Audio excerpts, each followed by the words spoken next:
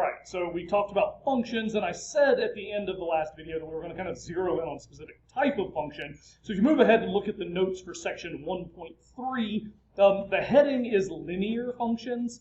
You might simply just describe those as lines, because that's what most people end up thinking of them as in terms of like a graph or something. So yeah, linear functions, if you graph them, they give you lines. That's hopefully not too surprising. The first page of the notes is really like a bunch of definition type stuff, so I think it reads clearly enough that I don't need to hash out too much. I just want to kind of add add a few things here and write down a formula or two that end up arising. So you've got the general formula for a linear function of x, f of x equals ax plus b, and then it mentions the x and y intercepts of the graph.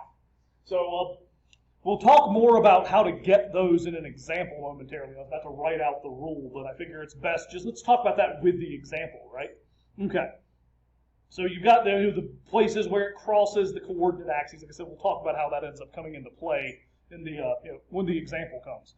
The big guy I wanted to talk about, and this ends up being like the thing people end up remembering. Like if I ask, if you want to write down an equation for a line, what kind of information do you need? I get back pretty often, you need the slope. And the slope is extremely important for determining what's going on with a particular line. So you've got the formula there. You've got points being, a couple of points your line passes through. They're listed there as x, y coordinate pairs. So you have x1, y1, x2, y2. So I can't spell. I wrote the SOPE formula. That's not slope. SOPE is not slope. So again, this is in the notes, but it comes up often enough that I think it bears mentioning. So that y2 minus y1 over x2 minus x1. And we'll play around with that formula momentarily, like I said, in an example. So you might have heard this described before. So rise over run was how my algebra teacher, way back in the midst of time, ended up telling us to remember how to calculate the slope of the line. You might also think of it as change in y over change in x. That's kind of important because, as you'll notice, it mentions there in the notes that slope, in like a practical sense, can be interpreted as a rate of change of whatever your linear function is, or a change in y per like a 1 unit change in x, that kind of thing. So you got that guy there. And again, once you've got your slope, if you're given a slope and a point that lies on the line, you can write an equation. And there's a whole lot of different forms of linear equations that end up coming underneath this. The general form as it's listed there is kind of interesting, but we're not really going to use it for much in Math 210. So it's kind of like we look at it and we get close to using it at some points, but not really, because we usually don't want everything off to one side of the equation where it's got ax plus by plus c equals 0. But anyway, the guys we're normally going to use are sort of the two that come after that. Most of the time we start with that thing we call the point slope form. So like I said, I'm not going to hash out the formula. Filling the board with formulas you have in a PDF is not a good use of recording time. But you will note that that formula works for any old point on the line so long as you know its slope. So that's handy.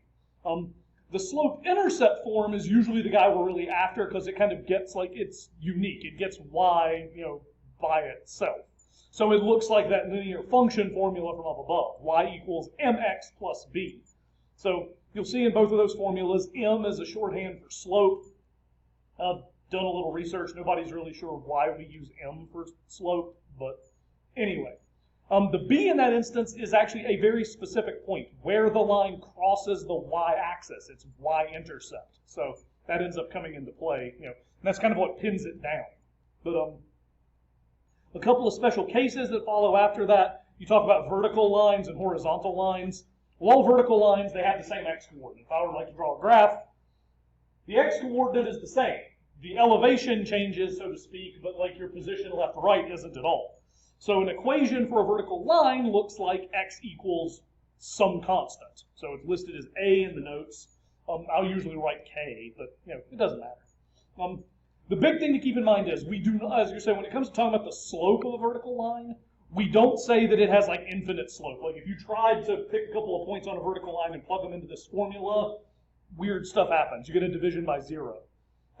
We don't say that that's infinite or anything like that. We call it an undefined slope. So keep that in mind. A horizontal line, on the other hand, is nice and flat like this. The x-coordinate can change along here, but the elevation is always the same. The y value is constant. So you have y equals a constant. And that time, you can plug those things in here and you get a 0 in the numerator of the fraction. 0 numerators are okay. It's dividing by 0. You can divide 0 by whatever you like. You just always get back 0. So horizontal lines will in fact always have a slope of 0. Okay. So I've kind of laid out sort of the special cases and stuff. I want to get to some examples. I just had the entire video of me, prattling about, terminology and stuff. So I'm going to skip over the bit at the bottom of that first page of notes that talks about lines being parallel and perpendicular. We'll get back to it, I promise. It comes up, in some examples, but I want to actually dig in and take a look at some stuff. All right. So first example we've got on linear functions here. It gives us an equation that's not quite in that general form. Like I said, it's funny that we call the thing with everything on one side general. But anyway, so in this example here, we have, 3x minus 5y equals 15. Okay, we're asked to find the intercepts and then sketch a graph of this thing. So to find where it crosses the x-axis, so as you said, that's the one that comes first, is the x-intercept. So to find the x-intercept, this can be a little bit tricky because you might not do what you think. So you're crossing the x-axis. As it turns out, in order to find the x-intercept, you might think, well, we need to do something with x. Actually, you don't. To get the x-intercept, you set y equal to 0. Because if you're lying like along that x-axis, in a xy plane, I keep waving at one but not having it here. So if you're on the x-axis, you're at no elevation. So y is in fact equal to 0. So if we plug 0 into our formula, well, the 5y just goes away. So we have 3x equals 15. And hopefully we're okay with doing the algebra to solve this. We divide both sides by 3. X equals 5. Now, you have to be careful. I'm usually okay, like on a paper test or something. If somebody wrote x equals 5, I'm cool with that. WebAssign will sometimes be specific and they'll want you to write the x-intercept instead of as just x equals 5. They want you to write it as an ordered pair, like x comma y. And the y we've already set as 0, so you have 5 comma 0. All right, so that's the x-intercept. Well, if for the x-intercept we set y equal to 0, hopefully it stands to reason, we flip the script and we want the y-intercept, then we set x equal to 0. So now, he's gone. And all we have is 5y equals 15.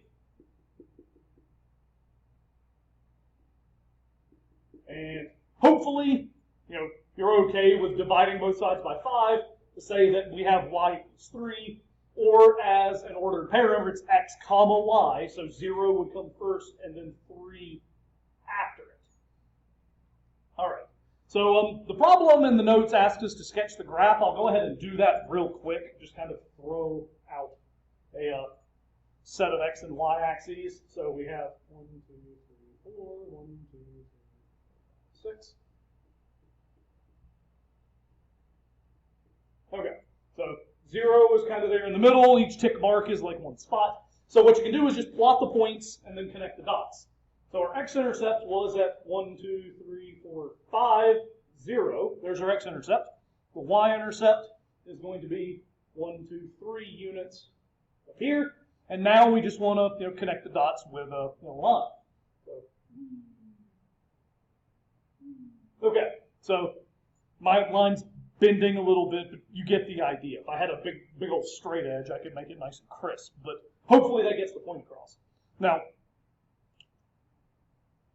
I have messed something up here, and I just realized what I messed up. Hopefully, did you catch what I messed up? Yeah, I lost that minus right there. That should have been minus 5y equals 15. Y equals negative 3, which means that this line I so painstakingly drew in, it's real pretty and all, but it's wrong. So I got to change it. All right. x-intercept was fine. The y-intercept is 0, -3, so that would mean we need to move down 3 steps, right? So -1, -2, -3. Now, and I kind of missed my x-intercept, but again, you get the idea. So that has the added benefit of, being correct. All right, so that's a sketch of a line. We track down the x and the y-intercepts. Okay, so I think, like I said, there was a lot of lingo that led into this, so I think we're going to go ahead and call it a video right here, and then we'll pick up with more examples in the next one. So I apologize for it being a lot of me talking and not so much me doing calculations. Hopefully you'll get over it. So stick around for more examples.